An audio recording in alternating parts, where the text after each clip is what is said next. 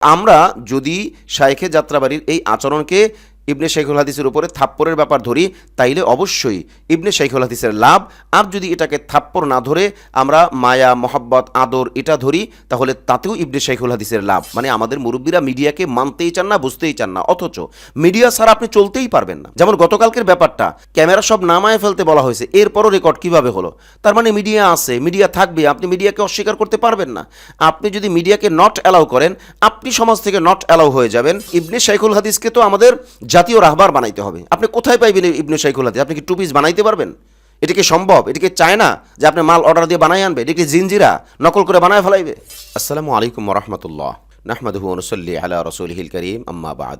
সুপ্রিয় দর্শক শ্রোতা, দেশ ও প্রবাসের কাছে ও দূরে যে যেখান থেকেই আমাদেরকে দেখছেন ও শুনছেন, সকলকে আন্তরিক মোবারকবাদ জানাচ্ছি। আমি ইউসুফ মাহমুদি এবং আপনাদের প্রত্যেককেই আমন্ত্রণ জানাচ্ছি আমাদের আজকের এই বিশেষ ভিডিও বার্তা অনুষ্ঠানে। বন্ধুরা, আজ মূলত কওমি ঘরানার একটা ব্যাপারেই কথা বলতে যাচ্ছি, যেটা সবাই কম বেশ জানেন এবং যে ব্যাপারে সোশ্যাল মিডিয়া বর্তমানে খুব বেশি তর্ক চলমান বা উপর্যুপরি একে অপরের উপরে আক্রমণ করছেন।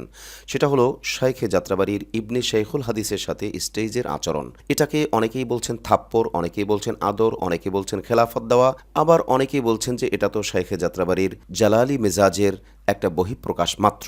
প্রশ্ন হলো, আসলে আমরা কোন পথে যাচ্ছি, আমাদের গন্তব্য কোথায়? যদিও আখলাক টিভি এ ধরনের ইন্টারনাল ব্যাপারে কথা বলা পছন্দ করে না বা সবসময় ইগনোর করার চেষ্টা করে, কিন্তু এই ব্যাপারটা এতই সেন্সিটিভ এবং অনেকেই আমাদের কাছ থেকে ব্যাখ্যা চাইছেন, অনেকেই আমাদেরকে এ ব্যাপারে কথা বলতে বলছেন, যে কারণেই আমাদের বলা। তো আমরা এই ব্যাপারে কথা বলতে গেলে প্রথমেই কথা বলবো যে নেই কাজ তো খই ভাজ। বাংলা একটা প্রবাদ বাক্য আছে, যদি কাজ কাম না থাকে তাহলে খই ভাজো। তো খই ভাজলেও তো কিছু কাজ হলো, তার মানে খই ভাজা হলো, খই খাওয়া হলো, খইয়ের একটা কাজ হলো। কিন্তু আমাদের মনে হয় তাও হচ্ছে না। তার মানে সোশ্যাল মিডিয়াতে আমরা যেই পরিমাণ সময় ব্যয় করছি আর যেই পরিমাণ আমরা একে অপরের ইসলাহের জন্য খুব ফিকেরবান হয়ে যাচ্ছি, সেই পরিমাণ কিন্তু ফলাফল বা কাজের কোনো অগ্রগতি হচ্ছে না। তার মানে নেই কাজ তো খই ভাজ, তার চাইতেও মনে হয় আমরা নিচে চলে গেছি। এবার আমরা মূল কথাটা বলেই ফেলি যে আসলে শাইখে যাত্রাবাড়ির যে আচরণটা বা যেটা তিনি করেছেন, এটার দ্বারা আসলে ইবনে শাইখুল হাদিসের কি হয়েছে, লাভ হয়েছে নাকি লস হয়েছে? আমরা আখলাক টিভির পক্ষ থেকে দাবি করব যে শাইখে যাত্রাবাড়ি যাই করুক না কেন, মূলত ইবনে শাইখুল হাদিস সাহেবের অবশ্যই লাভ হয়েছে। এটা ইনশাআল্লাহ আমরা প্রমাণ করে দিতে পারবো। স্বাভাবিকভাবেই প্রশ্ন আসে যে কিভাবে লাভ হলো। দেখুন, আপনি শাইখে যাত্রাবাড়ির যে একটু আচরণ, বা আমরা থাপ্পড় বলতে চাচ্ছি না, অনেকেই এটাকে থাপ্পড় বলছেন, তো আমরা যদি থাপ্পড় ধরি, তো এই যে থাপ্পড় দেওয়াটা, মৃদু থাপ্পড় বা আপনি জোরেই বলবেন, যাই বলেন না কেন, থাপ্পড় দেওয়াটা, এটাকে যদি আপনি থাপ্পড় ধরেন, তাতেও ইবনে শাইখুল হাদিসের লাভ। আর এটাকে যদি আপনি আদর ধরেন, খেলাফত দেওয়ার ব্যাপার ধরেন, বা শাইখে যাত্রাবাড়ির জালালি তবিয়তের ব্যাপার ধরেন, এই সবটাই ইবনে শাইখুল হাদিসের লাভ। কিভাবে লাভ? মনে করেন আপনি ধরেন, যদি প্রাথমিক পর্যায়ে আমরা এটাকে থাপ্পড় ধরি বা প্রহারের দিকে যাই, অবশ্যই প্রহারের দিকে যাওয়ার সুযোগ নাই, যেহেতু একজন বড় আলেম আরেকজন বড় আলেমকে জনসম্মুখে থাপ্পড় দিবেন, এটা তো ইন্টারনালি দিবেন না, তারপর জনসম্মুখে কিভাবে, এটা কল্পনাও করা যায় না। যদি আমরা ধরি, তর্কের খাতিরে আমরা যদি ধরি যে শাইখে যাত্রাবাড়ি ইবনে শাইখুল হাদিসকে থাপ্পড়ই দিয়েছেন, যদি আমরা এটা ধরে নেই তর্কের খাতিরে, তাইলেও তো ইবনে শাইখুল হাদিসের লাভ। কিভাবে লাভ? শাইখে যাত্রাবাড়ি থাপ্পড় দিয়ে তিনি কি ভালো করেছেন? না, তিনি ভালো করেননি। তিনি যত বড়ই মুরব্বী হোক না কেন, তিনি তো কাজটা ভালো করেননি যদি আমরা থাপ্পড় ধরি। তো তিনি যদি ভালো না করে থাকেন, এটার দায় তার। তিনি মুরব্বী বিধায় আমরা তার ব্যাপারে মন্তব্য করতে যাচ্ছি না। কিন্তু ইবনে শাইখুল হাদিসকে আমরা যদি ধরি যে তিনি থাপ্পড় খেয়েছেন, তো থাপ্পড় খেয়ে তিনি কি করেছেন? তিনি নরমি দেখিয়েছেন, তিনি সবর করেছেন, তিনি সর্বোচ্চ আখলাক দেখিয়েছেন, তিনি সবচেয়ে ভালো ব্যবহার দেখিয়েছেন। তো সেজন্য তার মান আরও বাড়বে। এখন লাভ কিভাবে হলো? তিনি থাপ্পড় যদি খেয়ে থাকেন, তাহলে তিনি ঠগেছেন, এই তো ঠগের পরেই তো জিতের পালা। এটা সারা দুনিয়াতেই প্রমাণিত যে লাভের পরেই লস, লসের পরেই লাভ, ঠগের পরেই জিত, জেতার পরেই ঠগ। তাইলে ইবনে শাইখুল হাদিস যদি শাইখে যাত্রাবাড়ির পক্ষ থেকে থাপ্পড় খেয়ে থাকেন, তাইলে তো উনি ঠকছেন, উনি একটু অপমানিত হয়েছেন, তো উনি একটু ছোট হয়েছেন, ওনার অনুসারীরা বা ওনাকে যারা ফলো করেন তারা খুব কষ্ট পাইছেন। এই যে ওনাদের একটা ঠগা, মানে এই যে ওনাদের একটা সিচুয়েশন, এটার পরেই তো ওনার লাভ। কিভাবে লাভ? উনি এর প্রতিদান আল্লাহর পক্ষ থেকে অনেক অনেক অনেক বেশি পাবেন। তো ওনার লাভের পালা। এছাড়া উনি যে সবর করেছেন, এটার প্রতিদান উনি পাবেন, এবং ওনার অনুসারীরা যে কষ্ট পেয়েছেন, এটার প্রতিদান তারা পাবেন। তার মানে ইবনে শাইখুল হাদিসের লাভ যদি আমরা এটাকে থাপ্পড় ধরি, আর যদি আমরা এটাকে মৃদু আদর ধরি বা খেলাফত দেওয়ার ব্যাপার ধরি, অনেকে বলেছেন যে খেলাফত দেওয়ার ব্যাপার উনি এভাবে খেলাফত দেন বা দিয়েছেন, যদি খেলাফত দেওয়ার ব্যাপার ধরি বা আদরের ব্যাপার ধরি, অথবা যদি ওনার জালালি তবিয়াতের কারণে এমন করে থাকেন সেটা যদি আমরা ধরি, তাইলে তো ওনাদের কোনো সমস্যাই নেই, মানে আর সম্পর্ক আরও গভীর, অর্থাৎ এটা সম্পর্কের ব্যাপার। যেমন এক সময় আমরা দেখি ছোট ভাইদেরকে অনেক সময় তুই করে বলে, এই আবদুল্লাহ তুই এদিকে আয়। হ্যাঁ, তো এইটা তুই কিন্তু অনেক আদরের ভাষা, আবার এই একই তুই মানে একটা চামারের মতো ভাষা, এই তুই এটা করছস। তো এই যে মানে তুই একই শব্দ কিন্তু ব্যবহারের ক্ষেত্রে এক এক সময় আদরের ভাষা আর এক সময় চামারের মতো শোনা যায়, সরি টু সে। তো এখন এই যে বিষয়টা, এটা ব্যাখ্যা আপনি কীভাবে করবেন? এই জন্য আমরা গতকালকে পোস্ট দিয়েছিলাম যে আসলে কিছু কিছু সম্পর্ক, কিছু কিছু ঘটনা, কিছু কিছু ব্যাপার এমন আছে যেটা ভাষায় ব্যাখ্যার ঊর্ধ্বে অবস্থান করে, অর্থাৎ ওটাকে কোনো ভাষা দিয়ে ব্যাখ্যা করা সম্ভব নয়, যে কারণে আমরা এই ব্যাপারে কথাই বলতে চাচ্ছিলাম না, কিন্তু অনেকের পীড়াপিড়িতে এ কথা বলতে আমরা বাধ্য হচ্ছি, বিধায় আমরা বলছি। তো আমরা যদি শাইখে যাত্রাবাড়ির এই আচরণকে ইবনে শাইখুল হাদিসের উপরে থাপ্পড়ের ব্যাপার ধরি, তাইলে অবশ্যই ইবনে শাইখুল হাদিসের লাভ। আর যদি এটাকে থাপ্পড় না ধরে আমরা মায়া, মহাব্বত, আদর এটা ধরি, তাহলে তাতেও ইবনে শাইখুল হাদিসের লাভ। অতএব এটা নিয়ে মানে অত্যাধিক পরিমাণে জল ঘোলা করা অথবা অত্যাধিক পরিমাণে পরিবেশ নষ্ট করার কোনো মানে হয় না। এটা হলো আমাদের দিক থেকে অবজারভেশন। এখন ভিন্ন চিন্তা তো থাকতেই পারে, যে কেউ ভিন্ন চিন্তা করবে, এটা তার পার্সোনাল ব্যাপার, ওইটার ব্যাপারে আমরা ইন্টারফেয়ার করতে যাই না। এখন আসেন আমরা আমাদের কওমি ঘরানার যে মাইনাস পয়েন্টগুলো, এইটার ব্যাপারে দুই একটা কথা বলি, যাতে আপনি এই আলোচনা শুনলে বুঝতে পারবেন যে আমরা কোথায় ক্ষতিগ্রস্ত হচ্ছি। এই পার্টে যে কথাটুকু বলবো, এই কথাটুকু কিন্তু আমাদের অ্যানালাইজ, আমরা মানুষ, আমাদের ভুলও হতে পারে, কিন্তু যদি আপনি আপনার বিবেক থেকে বাস্তবতার সাথে মিলিয়ে ধরতে পারেন, আমরা বিশ্বাস করি আপনি লাভবান হবেন। আর আপনি লাভবান হন আর লসের মধ্যেই থাকেন, অন্তত আপনার সময়টা লস হবে না, এবং আপনি সমর্থন করতে বাধ্য হবেন যে না এই কথাগুলো সমর্থনযোগ্য, না এই কথাগুলো এবং আপনি সমর্থন করতে বাধ্য হবেন যে এই কথাগুলো সমর্থনযোগ্য। কীরকম? কওমি মুরব্বীরা, আমাদের কওমি ঘরানার মুরব্বীরা সমাজের বাস্তবতাকে বুঝতে চান না, এটা আমাদের মুরব্বীদের একটা মাইনাস পয়েন্ট। আর মিডিয়ার ভাষা তো বোঝেনই না, মানে আমাদের মুরব্বীরা মিডিয়াকে মানতেই চান না, বুঝতেই চান না, অথচ মিডিয়া ছাড়া আপনি চলতেই পারবেন না। যেমন গতকালকের ব্যাপারটা, ক্যামেরা সব নামায় ফেলতে বলা হয়েছে, এরপরও রেকর্ড কিভাবে হলো? তার মানে মিডিয়া আছে, মিডিয়া থাকবে, আপনি মিডিয়াকে অস্বীকার করতে পারবেন না। আপনি যদি মিডিয়াকে নট অ্যালাউ করেন, আপনি সমাজ থেকে নট অ্যালাউ হয়ে যাবেন, আপনাকেই সমাজ বাদ দিয়ে দিবে, মিডিয়াকে সমাজ বাদ দিবে না। আর মিডিয়া সমাজ ছাড়া চলতে পারবে না, সমাজ মিডিয়া ছাড়া চলতে পারবে না, এমন একটা অবস্থা সৃষ্টি হয়ে গেছে।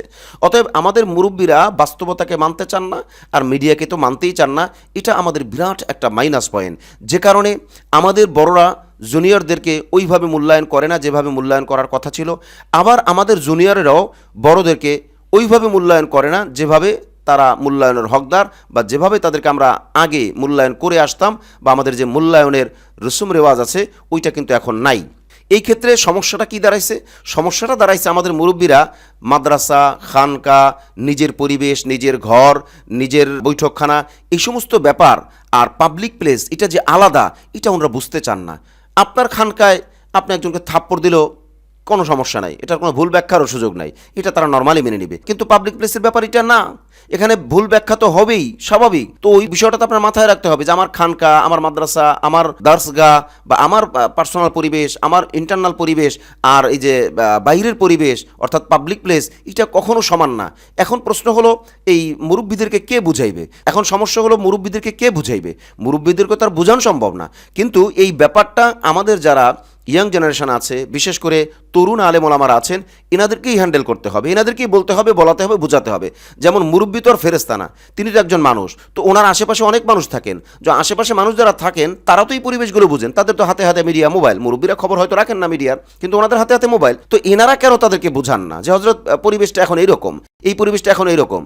এখন আপনি যদি মনে করেন যে তাওয়াজু করে মুরব্বীকে অনেক সম্মান করি, এই ব্যাপারে বলা যাবে না, বললাম না, আপনি চুপচাপ থাকলেন, আপনি মুরব্বীকে অপমান করলেন। আপনার মুরব্বী, আপনার ওস্তাদ, আপনার রাহবার, আপনি যার খাদেম, আপনি যার সফর সঙ্গী, আপনি তাকে অপমান করলেন। কিভাবে অপমান করলেন? ওই পরিবেশটা সম্পর্কে আপনি জানেন, কিন্তু আপনি তাকে বলেনও না, বুঝানো নাই। আর সেও মাইনাস পয়েন্ট আছে, সে বলার পরিবেশ করেও না, বুঝতেও দেয় না, বলতেও দেয় না। মানে এমন একটা অবস্থা বিরাজ করতেছে যে আগের যে সিচুয়েশনটা ওনারা ওইটাকেই অ্যাপ্লাই করতে চায়, ওইটা পাবলিক প্লেসে অ্যাপ্লাই হবে না, এটা হবেই না, কোনোভাবেই সম্ভব, ইম্পসিবল, এটা হবে না। তো যেহেতু হবে না সেহেতু মুরব্বীকে বুঝাইতে হবে। যদি মুরব্বীকে বোঝানো সম্ভব না হয় তাহলে ওই পরিবেশ থেকে তাকে দূরে রাখতে হবে বা তাদেরকে দূরে রাখতে হবে।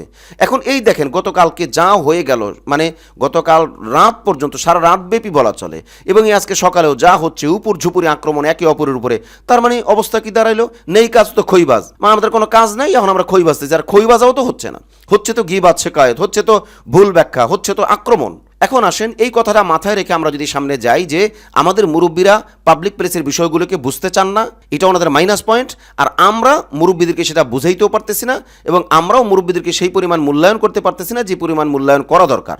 আমরা যদি একদম অল্প কথায় ব্যাখ্যা করতে যাই তাহলে শাইখে যাত্রাবাড়ি সেই স্টেজ যে কাণ্ড ঘটিয়েছেন বা যে কাজ করেছেন, এই কাজটা ওনার জায়গা থেকে হয়তো উনি ঠিক, ওনাকে আমরা ভুল বলতে যাব না বা ওনার কাজের ব্যাখ্যা আমরা করতে যাব না, কিন্তু ওই জায়গার জন্য ওই কাজটা প্রযোজ্য না, এটা কোনোভাবেই সুযোগ নাই। তো এখন আপনি যত ব্যাখ্যাই করবেন, ওনারা অনুসারী যারা আছেন তারা তো ব্যাখ্যা করে এটাকে ধুয়ে মুছে একদম বানাই দিবে, এটা ফ্রেশ, এটা তো কোনো সমস্যা নেই, এটা তোমার বুঝতে পারতেছ না, এই সে কেন? আপনি পরিবেশ বুঝেন না কেন? এই পরিবেশটা কি সেই পরিবেশ? সবকে আপনার ইচ্ছা মতো চলবে? সবকে আপনার ইচ্ছায় চলে? এটা বুঝেন না কেন? এটা না বোঝাটাই তো আমাদের অধপতন, এইটা না বোঝাটাই তো আমরা আজকে মানে ধ্বংসের দিকে যাচ্ছি দলমত নির্বিশেষে। এই কথাগুলো আখলাক টিভি থেকে জোর করে আমরা কেন বলতেছি? দেখেন, আজকে আমরা 24 ঘন্টা যদি কাজ করি, খাওয়া, ঘুম, ফরজ, ওয়াজিব, ইবাদত সহ অন্যান্য জরুরত এগুলি বাদ দিয়ে যা আপনার কাজের সময়, সবাই তো কাজের মধ্যে ব্যস্ত, রুটিন ওয়ার্ক কাজ তো আসি, এর বাইরেও যত সময় আছে সমস্ত সময়গুলো যদি আপনি উম্মার কল্যাণে কাজ করেন, এরপরও কাজ তো শেষ হবে না, মানে কাজ শুরু করাই মুশকিল। সেইখানে এত সময় কোথায় পাই আমরা যে একে অপরের পিছনে পড়ে থাকা, গিবাত শেকায়েত, এইটা ওইটা ফালতু দু একটা ব্যাপার নিয়ে আছে, সমস্ত ব্যাপার না ধরলেই নয়, এগুলি নিয়ে আমরা কেন পড়ে থাকি? আমাদের মাইনাস পয়েন্ট কোথায়? আপনি কি চিন্তা করছেন বিষয়গুলো? এগুলো কত মানে জটিল, কত সেন্সিটিভ ব্যাপার। তো এই জন্য আমরা বলছি যে আসলে আমরা যে ব্যাখ্যাটা করব, আমরা যেটা বলবো যে শাইখে যাত্রাবাড়ির জায়গায় তিনি ঠিক আছেন, তার আমরা ভুল ধরতে যাচ্ছি না, কিন্তু ওনার ওই কর্ম এই জায়গার জন্য, এই পরিবেশের জন্য, এই ব্যক্তির জন্য মোটেও যায় না, অতএব এটা মানার মতো না। এখন প্রশ্ন হলো, যারা ইবনে শাইখুল হাদিসের পক্ষ নিয়ে শাইখে যাত্রাবাড়িকে উপর ঝুপুরি ধুয়ে দিচ্ছেন বা বিভিন্নভাবে বলছেন, অবশ্যই আমি তাদেরকে খুব একটা ভুল বলবো না, কারণ তারা তাদের জায়গায় ঠিক আছে। কারণ ইবনে শাইখুল হাদিসকে তো আমাদের জাতীয় রাহবার বানাইতে হবে। আপনি কোথায় পাইবেন ইবনে শাইখুল হাদিস? আপনি কি টু পিস বানাইতে পারবেন? এটা কি সম্ভব? এটা কি চায় না যে আপনি মাল অর্ডার দিয়ে বানাই আনবে? এটা কি জিনজিরা নকল করে বানায় ফেলাইবে? ইবনে শাইখুল হাদিস এটা বারবার হয় না, এটা বারবার হয় না। আপনি বুঝেন আর না বুঝেন আপনার ব্যাপার। আপনি যদি মনে করেন আখলাক টিভি বেশি কথা বলে, হ্যাঁ বেশি কথা বলে, আপনি শুনলে শুনেন, না শুনলে আপনার ব্যাপার। ইবনে শাইখুল হাদিস 3 বছর জেল খাটছেন। কি কারণে জেল খাটছেন আপনি কি জানেন না? শুধুমাত্র লাউডলি ইসলামের পক্ষে কথা বলার জন্য। আর যত ঘটনা, এই সমস্ত ঘটনাগুলো হলো আপনার মানে আনুষঙ্গিক, অর্থাৎ এইটাকে তাদের ক্ষোভ, মানে তাদের লোভ, তাদের ক্ষোভ, তাদের সব কিছু বাস্তবায়নের জন্য এই লোকটা কাটা। তো এই লোকটা যেহেতু পথের কাটা, তাকে মাইনাস করার জন্য তার যত মাইনাস পয়েন্ট আছে এগুলি আনো, টানো, এরপরে দেখাও কোন বেটা কত দূর ভালো, কোন বেটা কত ফেরেস্তা। আমরা এখন ওইদিকে যেতে পারছি না। আমি আসলে এ ধরনের কথাগুলো আসলে আমার কাছে খুব কষ্ট লাগে, কারণ ভিতর থেকে চিন্তা করি, যে কারণে মোনাফিকি ছাইরা কথা বলতে চেষ্টা করি, যে কারণে মোনাফিকি বাদ দিয়ে কথা বলতে চেষ্টা করি, যে কারণে আসলে বলতে পারছি না। মানে এই যে আমরা একজনের দোষ নিয়ে অমুক এই করছে, সেই করছে, আমি কত ভালো, আপনি কত ভালো, কোন বেটা ভালো, কোন বেটা? এই জন্য আমি বলবো ভাই, ইবনে শাইখুল হাদিসকে জাতীয় রাহবার বানাইতে হবে। কারণ ইবনে শাইখুল হাদিস টু পিস হয় না। তার ফ্যামিলি ব্যাকগ্রাউন্ড আপনি দেখেন, তার পারিবারিক ব্যাকগ্রাউন্ড আপনি দেখেন, তার ইতিহাস ঐতিহ্য আপনি দেখেন, তার ত্যাগগুলোকে আপনি দেখেন। অতএব ইবনে শাইখুল হাদিসের পক্ষে যারা কলম ধরেছেন, যারা শাইখে যাত্রাবাড়ির ব্যাপারে খুব বেশি পরিমাণে বলছেন, তাদের বলাটাকে আমি খুব মানে বেশি অবমূল্যায়ন করব না। কিন্তু যেহেতু শাইখে যাত্রাবাড়িও একজন বয়োবৃদ্ধ মানুষ এবং একজন কওমি রাহবার এবং উচ্চপদস্থ একজন দায়িত্বশীল ব্যক্তি, সেই হিসেবে তাকে খুব বেশি বলে আমাদের খুব একটা লাভও হবে না। তার মানে এখন এটাকে মেনে নেওয়া বা মানিয়ে নেওয়া, অথবা যারা বলছেন তাদেরকে বুঝাইয়া দেওয়া। যেমন এখানে করার কি ছিল? শাইখে যাত্রাবাড়ির পক্ষে যারা দাঁড়াইছেন তাদের উচিত ছিল এনাদের ভিতরটা বোঝা, যে দেখেন আমার পছন্দের মানুষকে যদি কেউ আক্রমণ করে আমার কাছে কেমন লাগে। তো এখন ওইটাকে যদি আমরা থাপ্পড় ধরি, তাইলে যারা এনার পক্ষে আছেন তাদের তো কষ্ট লাগবেই। তো এনাদেরকে, শাইখে যাত্রাবাড়ির পক্ষে যারা আছেন তাদেরকে মাথায় পোছা দিয়ে বুঝায় দেন, ভাই যা হয়েছে এটা আমরা ভুলে যাই, তো শাইখের কর্ম তো এমনই হয়, উনি তো এমনই করেন। আমরা তো দেখেছি পীর সাহেবের বুকেও তো উনি একটা থাপ্পড় দিয়েছেন, সেটা থাপ্পড় না, জাস্ট আদরে, অর্থাৎ ওনার এটা মানে কর্মটা এমনই। তো এইভাবে ব্যাখ্যা করে বা বাস্তবতাকে বলে এনাদেরকে বুঝায় দেন। আপনারা কি করলেন? এনাদেরকে বেয়াদব এই সেই বলে এনাদেরকে একদম ডুবাই দিচ্ছেন। আবার এনারা কি করলেন? ইবনে শাইখুল হাদিসের মায়ায় ও মহাব্বতে উপর ঝুপুরি ওনাদেরকে আক্রমণ করে মানে বাতিলের মতো বানায় দিচ্ছেন। হচ্ছেটা কি? হচ্ছে তো এখন ওই যে চালন বলে ঝাঁঝরকে তোর পিছন দিকে ছিদ্র বিদ্র, এই ব্যাপার হইতেছে তো। এটা আর কি? কে ভালো, আমরা কে কতদূর ভালো? শুনেন, সবচেয়ে বড় ব্যাপার হলো শাইখে যাত্রাবাড়ি আমাদের রাহবার, তাকে তার জায়গায় রেখে মূল্যায়ন করতে হবে, এর বিকল্প নাই। ইবনে শাইখুল হাদিস তরুণদের মধ্যে তিনি রাহবার, অতএব তাকেও আমাদের মূল্যায়ন করতে হবে। এখন শাইখে যাত্রাবাড়িরা উনি তো রাজনীতির ময়দানে আসেই না, আর ওনার তো এখন বয়স শেষের দিকে, তো সব মিলিয়ে ওনাকে ওনার জায়গায় রাখেন, আর ইবনে শাইখুল হাদিসকে জাতীয় রাহবার বানানোর মিশনে নামেন। সেই ক্ষেত্রে ওনার পক্ষে যারা আছেন তারাও মাজায় গামছা বাইন্দা তাকে উঠানোর চেষ্টা করেন, সেটা বাতিল, কাফের, মুশরিক, মুরতাদ, ধর্মবিদ্বেষী এদের কাছ থেকে, মুরব্বীদের কাছ থেকে দরকার নেই, কারণ মুরব্বীদের কাছ থেকে উনি ক্ষতিগ্রস্ত হবেন না।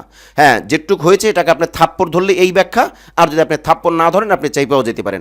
আরে ভাই, অনেক সময় তো অনেকে প্রকৃত অপমানের ঘটনাও চাইপা যায়। কেন চাইপা যায় জানেন?